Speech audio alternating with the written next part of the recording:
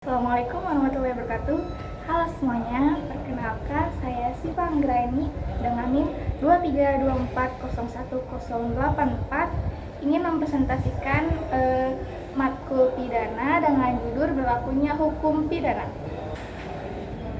Jadi berlakunya hukum pidana atau law delicti yang pertama yaitu mengenai pengertian locus delicti. Nah, locus delicti adalah tempat terjadinya suatu tindak pidana atau lokasi tempat terjadinya perkara. Nah, locus delicti penting diketahui untuk apa sih? Nah, yang pertama itu untuk menentukan apakah hukuman pidana Indonesia berlaku atau tidak terhadap suatu perbuatan yang terjadi. Nah, hal ini berhubungan dengan pasal 2 hingga 8 Kitab Undang-Undang Hukum Pidana. Yang kedua, menentukan pengadilan mana yang berhak mengadili suatu perkara pidana. Nah, dalam hal ini kita berbicara mengenai kompetensi relatif suatu pengadilan. Jadi berdasarkan ketentuan yang dimuat dalam pasal 84 ayat 2 Kitab Undang-Undang Hukum Acara Pidana atau KUHP. Nah, selanjutnya ada Mulyono menjelaskan bahwa para ahli dalam menentukan manakah yang menjadi tempat terjadinya pidana perbedaan pendapat. Nah, sehingga menimbulkan dua aliran, yaitu yang pertama aliran yang menentukan di satu tempat, yakni tempat di mana terdakwa berbuat. Yang kedua, aliran yang menentukan di beberapa tempat, yakni mungkin tempat kelakuan dan tempat.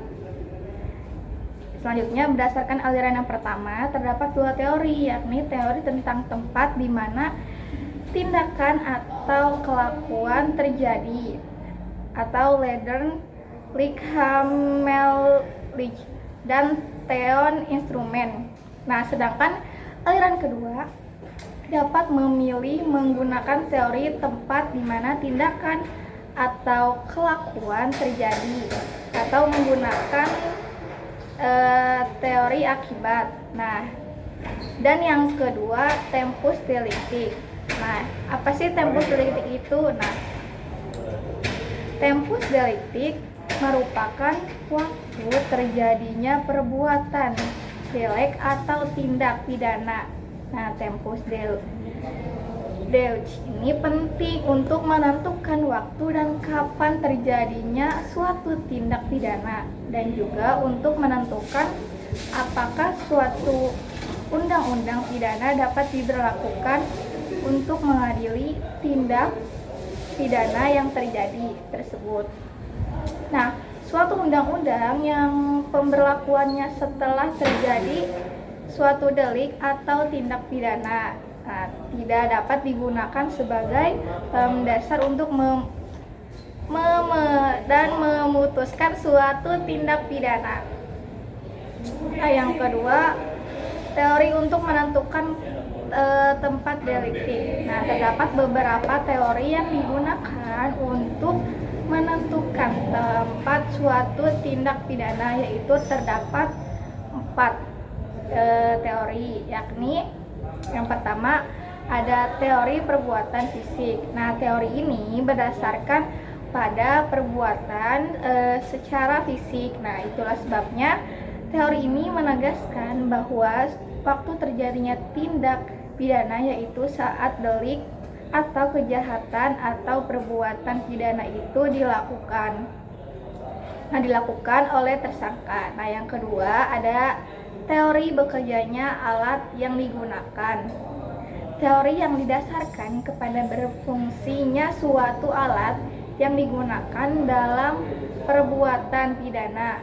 Teori ini menegaskan bahwa yang dianggap sebagai waktu terjadinya tindak adalah waktu di mana alat yang digunakan dalam bentuk tindakan pidana bereaksi untuk melakukan pertanggungjawaban suatu pidana.